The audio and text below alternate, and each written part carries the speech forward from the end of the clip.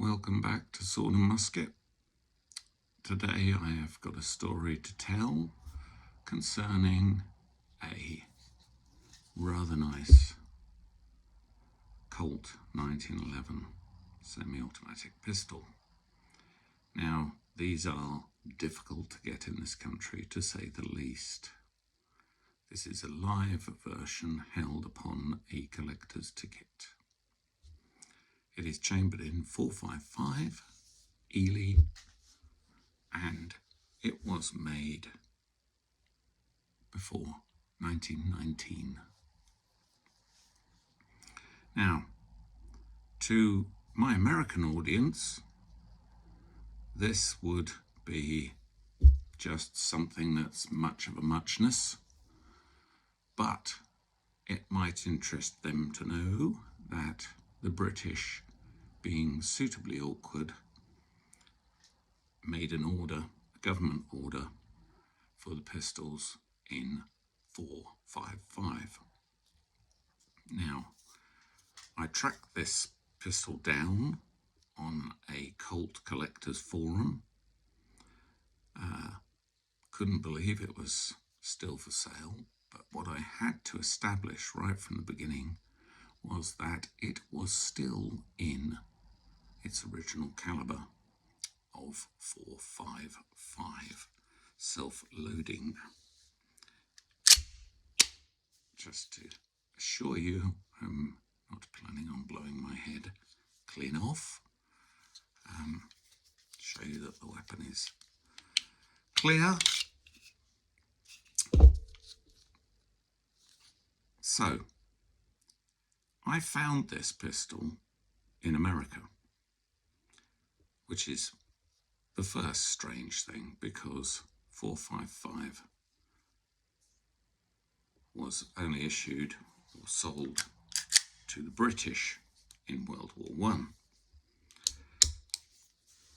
I have here a box of cartridges for the same, which are, under the collector's condition, actually inert. But that's how they would come. And on the back, it's dated 1937.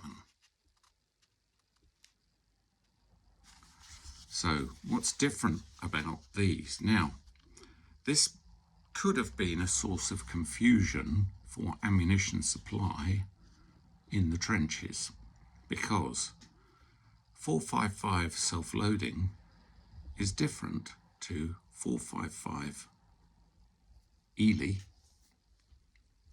which is what the British revolvers used. This is a 455 Ely cartridge.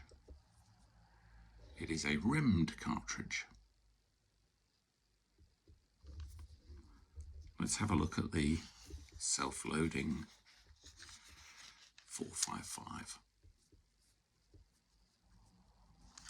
You can immediately see the difference.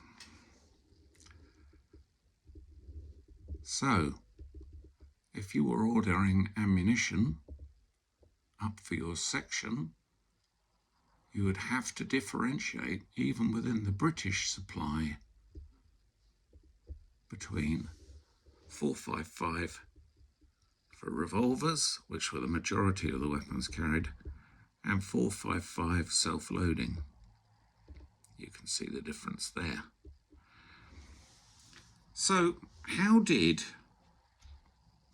a 455 semi-auto end up apparently in American hands?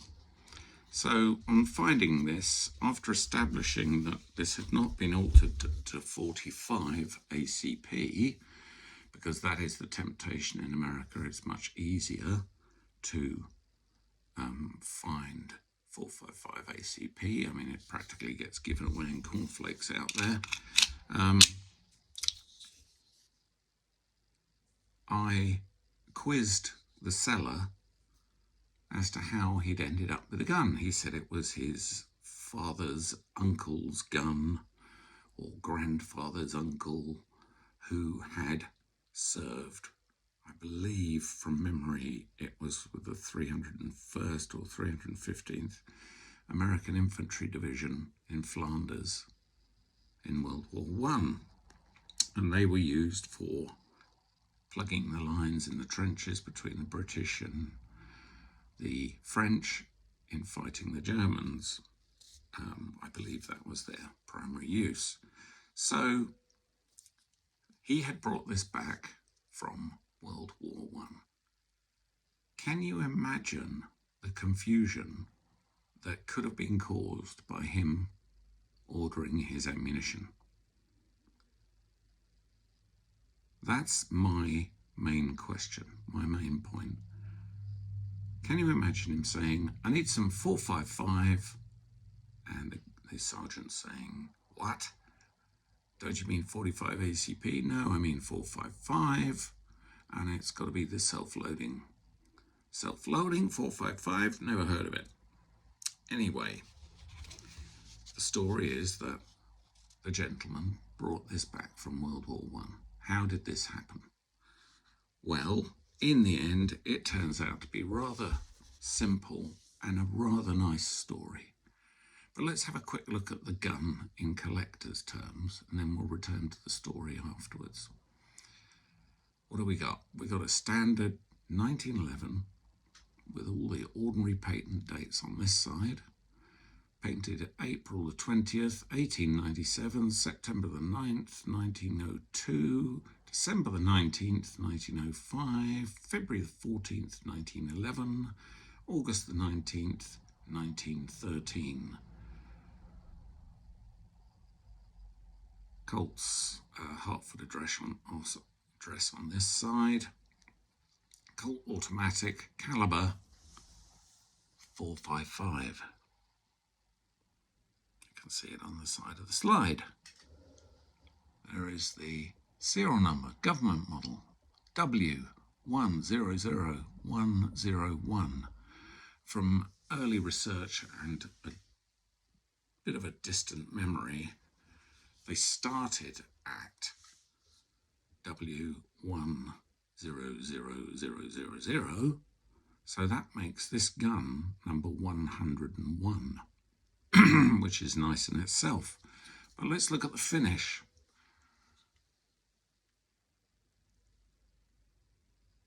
For a service weapon, a little bit of a scratch and a mar there, a little bit of high edge wear.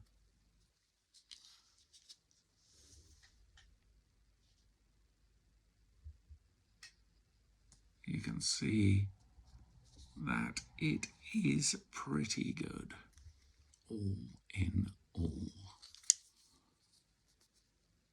It's a beautiful pistol, certainly the one I'd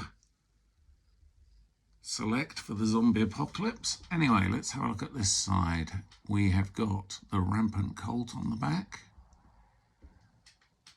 We have got British proofs, government proofs, and the sold out of service marks, which means it could be sold privately. Look at the condition of the grips. Beautiful. Absolutely. Well, they're perfect. Really, really nice. We have the broad arrow above the sold out of service mark. On that side, that means it was accepted. For government use, it's got the safety on the rear, grip safety. It's just a beautiful example of a very powerful pistol, which an awful lot of design has spawned from in the future. Wonderful, wonderful example as far as collectors go. So, what's the story? What is an American doing with a 455 semi-auto? I'll tell you, it's wonderful, it's simple, and it's a sign of humanity within the struggle that those young men went through when they went off to war. The simple explanation is from The words from the mouth of the gentleman that sold it to me in America. Oh, my uncle went out drinking one night, met up with some British guys, and they swapped guns when they went home because they had no more use for them. So can you imagine the military protocol that went against, the horrors that it could have caused?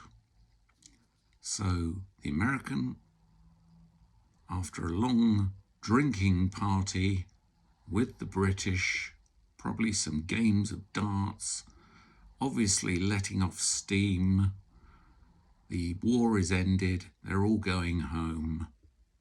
You make friends with a young man who's also been sent away to war, and you just swap guns. Here you go, bud. Take my pistol. Or sorry, I've got that around the wrong way. The English officer, here you go, old chap. Take my pistol. The American hands over his pistol, whatever it happens to be. Could have been a revolver, could have been one of these M45 ACP. And they go home.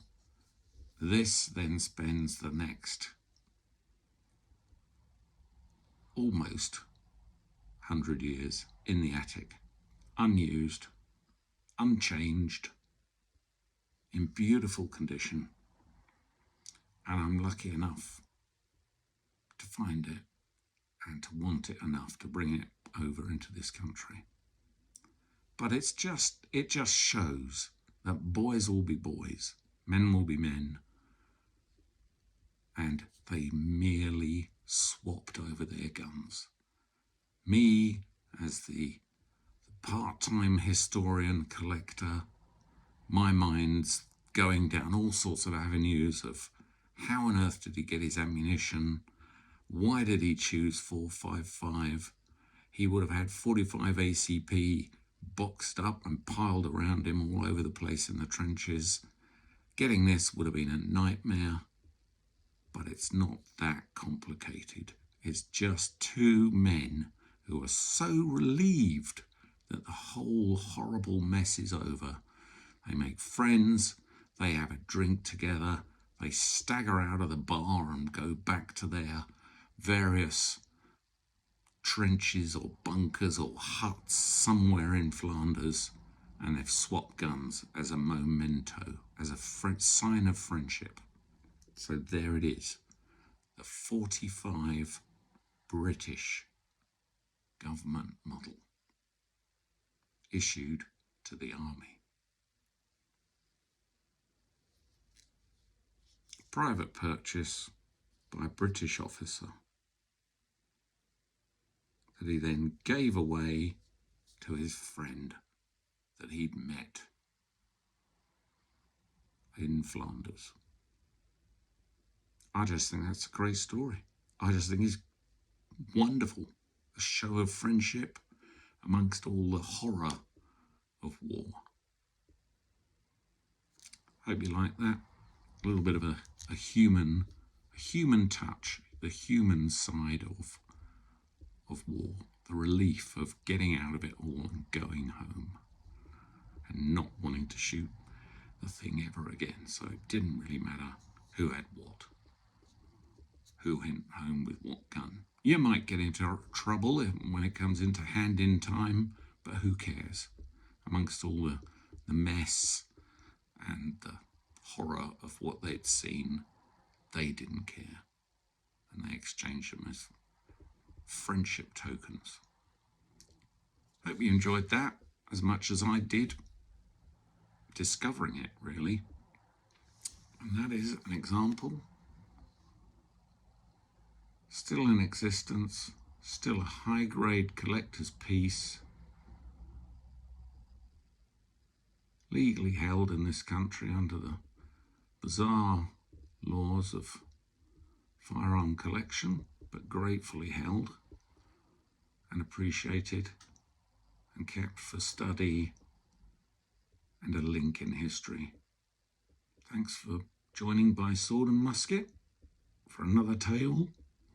Come back for more or visit the website www.buyswordandmusket.co.uk.